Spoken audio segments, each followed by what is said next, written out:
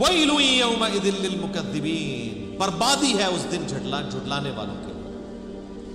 انطلقوا الی ما کنتم بہ تکذبون، اب یہ قیامت کے دن کا نقشہ کھینچا جا رہا ہے، چلو اس آگ کی طرف جسے تم جھٹلایا کرتے تھے دنیا میں۔ انطلقوا الی ظل ذی ثلاث شعب، چلو اس سائے کی طرف جو 3 شاخوں والا ہے۔ دنیا میں بھی آپ نے دیکھا نا یہ سیراب کی کیفیت، اگر آپ کسی موٹر وے کے اوپر یا جی ٹی روڈ پہ آپ سفر کریں نا دور تک گرمیوں میں، تو آپ کو ایک سیراب سا نظر آئے گا جیسے پانی نظر آتا ہے۔ ریگستان میں تو یہ لوگ عموماً اس کو آبزرو کرتے ہیں، وہ نظر کا دھوکہ ہوتا ہے، ایلیوژن ہوتا ہے۔ اسی طریقے سے اس تپش کے دن، قیامت کے دن، دور سے ایک سایہ دار جگہ جو 3 حصوں میں پھیلی ہوئی ہوگی لوگوں کو نظر آئے گی، تو لوگ لپکیں گے اس سائے کی طرف کہ چلو تھوڑی دیر کے لیے سکون حاصل ہو جائے۔ لیکن وہ اللہ تعالیٰ کی طرف سے ایک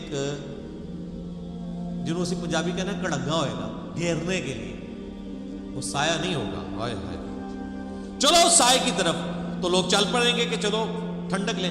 لا غلیل ولا یغنی من اللہب، نہ وہ سایہ دار ہے نہ ہی وہ بچاتا ہے آگ کی لپٹ سے۔ انہا ترمی بشرر کالقصر، بلکہ وہ جہنم پھینک رہی ہے بڑے بڑے انگارے۔ وہ جو ان کو سائے نظر آ رہے ہوں گے وہاں تو بہت بڑے بڑے جہنم کے انگارے۔ اس کو آپ امیجن کر سکتے ہیں، یہ کبھی آپ نے آتش فشاں والکینوز کو کبھی دیکھا کتنے بڑے بڑے ان میں سے شعلے نکلتے ہیں، اور وہ پھر بعد میں سمندروں میں گر کے وہ پتھر بھی بن جاتے ہیں، اور انسانوں پہ گریں تو انسان پگھل جائیں، بڑے بڑے شعلے اٹھتے ہیں جو زمین کے اندر لابا ہے۔ تو اس طرح بڑے بڑے جہنم جو ہے وہ انگارے پھینک رہی ہوگی۔ کأنہ جمالات صفر، گویا کہ وہ زرد رنگ کے اونٹ ہیں، بڑے بڑے انگارے، اور وہ کالقصر، جس طرح کے محل ہوتے ہیں، بڑے بڑے محل ان کے برابر۔ کأنہ جمالات صفر، گویا کہ وہ زرد رنگ کے اونٹ ہیں۔ اب عربیوں کو سمجھانے کے لیے یہ بتانا پڑنا تھا نا کہ جتنا بڑا اونٹ ہوتا ہے نا اتنے بڑے بڑے تو شعلے ہوں گے اس آگ کے، انگارے۔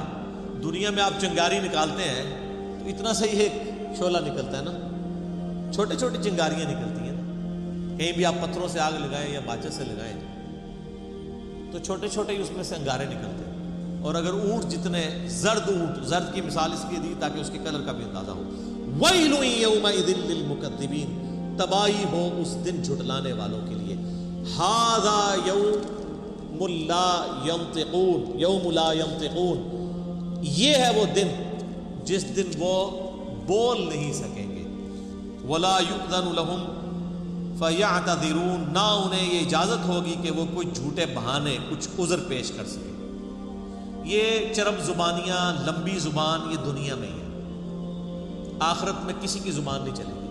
جتنا مرضی کوئی لمبی زبان والا ہے، اللہ کے سامنے کس کی زبان چل سکتی ہے؟ یہ دنیا میں لمبی زبانیں کیوں چلتی ہیں کہ ہم جو فیکٹس اینڈ فگرز ہیں ان کو چھپانے کے لیے آرگومنٹس کرتے ہیں۔ اللہ کے سامنے کون آرگومنٹ کر سکتا ہے کہ یا اللہ میری یہ مجبوری تھی، اس کی وجہ سے میں نماز نہیں پڑھ سکا؟ اللہ کو کون یہ بتا سکتا ہے؟ یہ دنیا میں کہا جا سکتا ہے کہ وہ رزق مانا بھی دے جناب، عبادت ہے نا۔ یہ دنیا میں تو سارے ڈنڈیاں آپ مار سکتے ہیں، اللہ تعالیٰ کو کوئی کہانی کروا سکتا ہے؟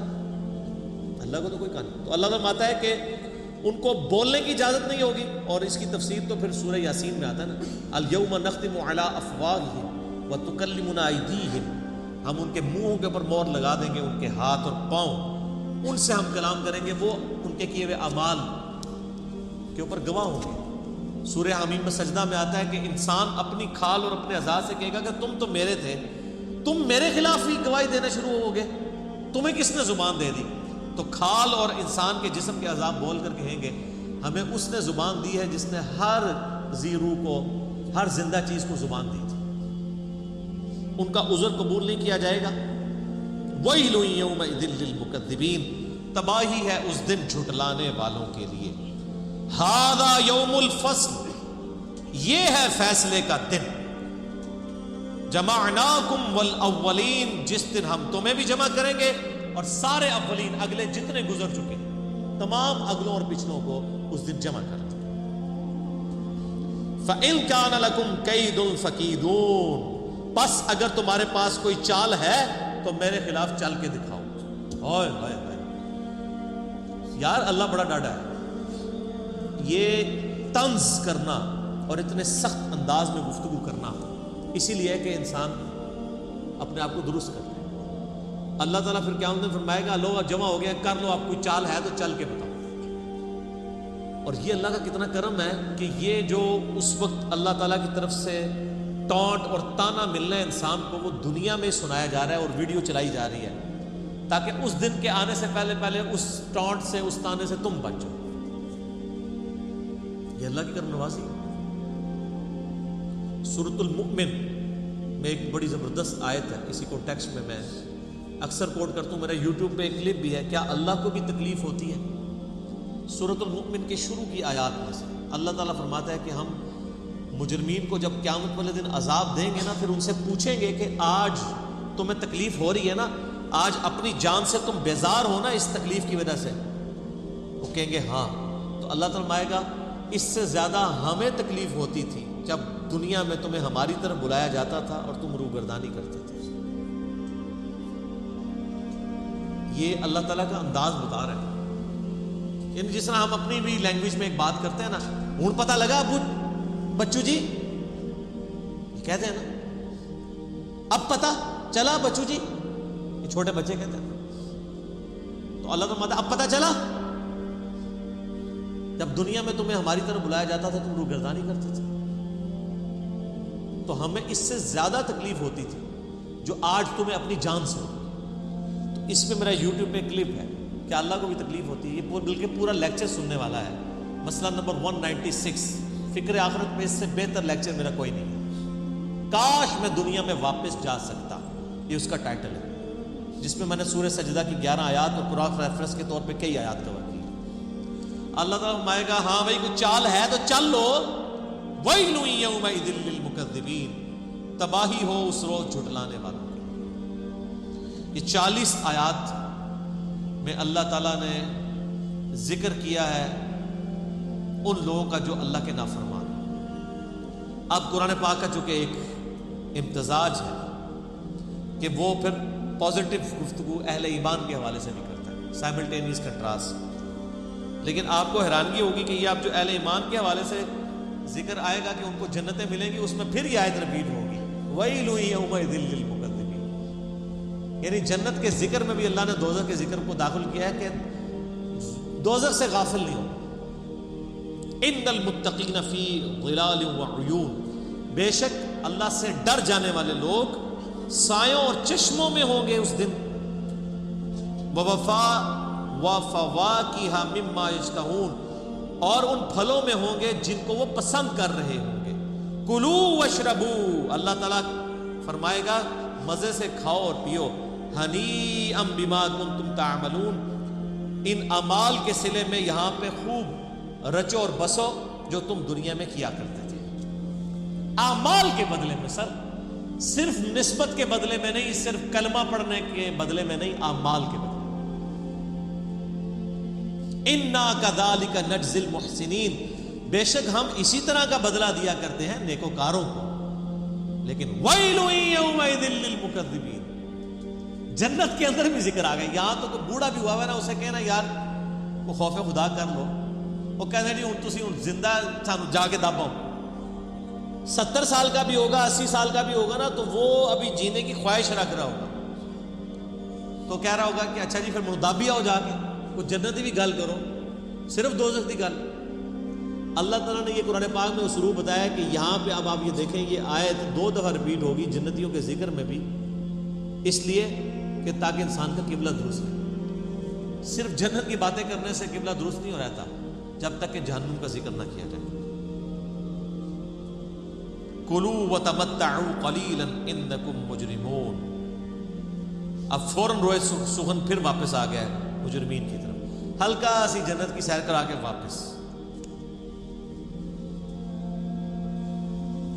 کھاؤ اور پیو، دنیا میں عیش کر لو تھوڑا سا وقت، انکم مجرمون، بے شک پھر ہے تو تم مجرم ہی ہے نا، کتنی عیاشی کر لو گے، 50 سال 60 سال 70 سال 100 سال، 130-35 سال کتنی سال کا جی لو گے؟ 100 سال سے اوپر تو بہت کم لوگ جاتے ہیں۔ جاپان میں اس وقت یعنی دنیا میں سب سے زیادہ لوگ ہیں جو 100 کو کراس کیے ہیں، 5,500 لوگ ہیں، اور ان میں بھی جو سب سے زیادہ عمر رسیدہ خاتون ہے وہ بھی 125 سے اوپر نہیں گئی ہے۔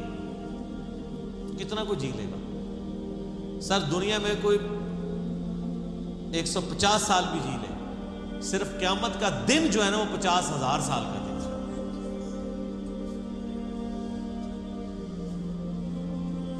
عذاب کی تو بات ہی نہیں ہو رہی، وہ تو کروڑوں اربوں سال کے لیے، صرف قیامت کا دن جو ہے نا وہ 50,000 سال کا دن۔ صرف دنیا میں نافرمانی کے سبب قیامت کا دن ہی عذاب میں کاٹنا پڑ جائے نا تو یہ ان امیجنیبل ہے، 50,000 سال۔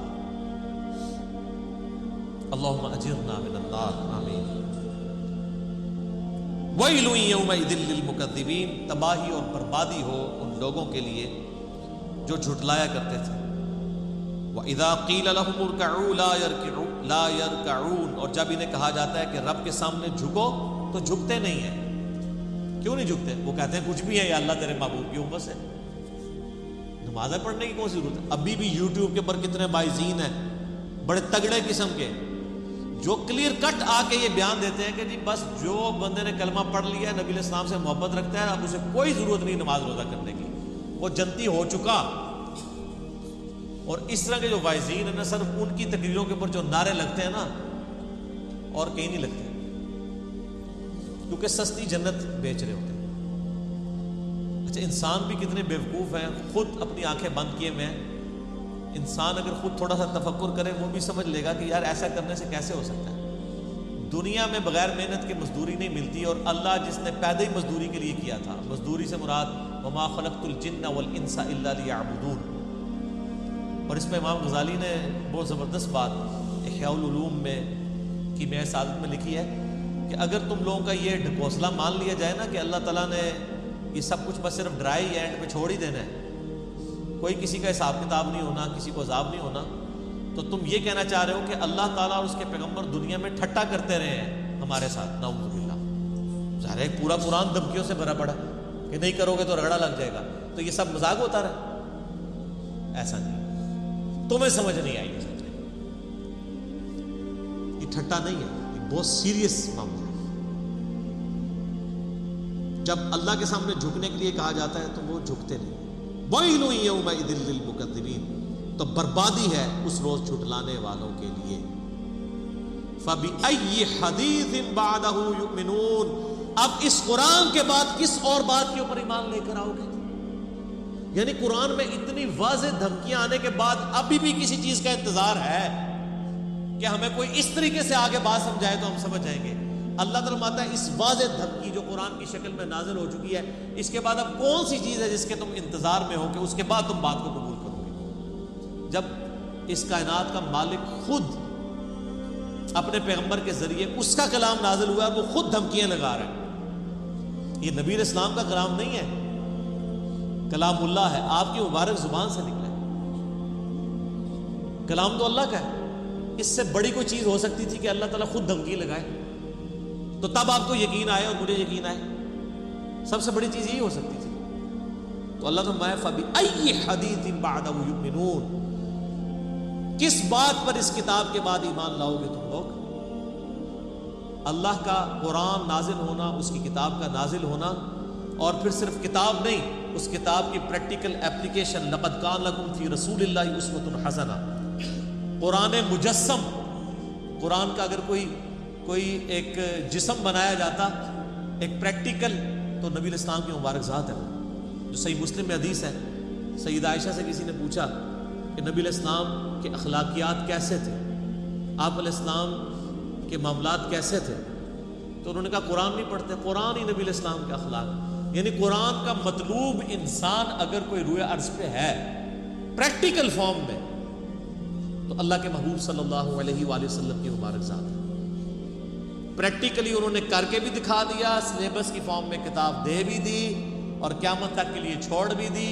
حجۃ الوداع کے موقع پہ بھی فرمایا قرآن چھوڑ کے جا رہا ہوں اور میری سنت، غدیر قوم پہ بھی فرما دیا کہ قرآن کو پکڑ لینا، ہدایت پہ رہو گے، چھوڑ دو گے گمراہ ہو جاؤ گے، اور میرے اہل بیت کے ساتھ اس نے سلوک کرنا، قرآن ہی کر کے گئے نبی علیہ السلام۔ اسی لیے میرے بھائیوں، جو میرا پہلا مسئلہ ہے نا، مسئلہ نمبر 1، وہ ہے ہی ہے امام الانبیاء کی دعوت قرآن، اور میرا ریسرچ پیپر نمبر 4 ہے اسی کے اوپر، اس پہ ہم نے ٹائٹل آیت لگائی ہے سورۃ الانعام کی آیت نمبر 19، وَأُوحِيَ إِلَيَّ هَذَا الْقُرْآنُ لِأُنذِرَكُم بِهِ وَمَن بَلَغَ۔ اے نبی علیہ السلام فرما دیجئے یہ قرآن مجھے اس لیے وحی کیا گیا تاکہ اس قرآن کے ذریعے میں تمہیں ڈر سناؤں، اور جس تک یہ کتاب پہنچ جائے وہ اس کتاب کے ذریعے ڈر سنائے۔ فَذَكِّرْ بِالْقُرْآنِ مَن يَخَافُ وَعِيدٍ، قرآن کے ذریعے اے نبی علیہ السلام نصیحت کیجئے اس کو جو خدا کی دھمکی سے ڈر جائے۔ تو نبی علیہ السلام کی دعوت کا تانا بانا ہی قرآن تھا۔ صحیح مسلم میں اوپر تلے 4 حدیث ہیں کتاب الجمعہ چیپٹر کے اندر کہ نبی علیہ السلام قرآن حکیم ہی پڑھ کے تقریر کیا کرتے تھے، اور اکثر سورہ قاف ہوتی تھی، سورہ نمبر 50 پارہ نمبر 26 کے اندر۔ تو قرآن کے ذریعے آپ علیہ السلام تذکیر کیا کرتے تھے، اسی کے ذریعے نصیحت کیا کرتے تھے، اسی لیے آپ کو اثر بھی نظر آتا تھا، قصے کہانیاں نہیں تھی بلکہ اللہ کا سچا کلام تھا۔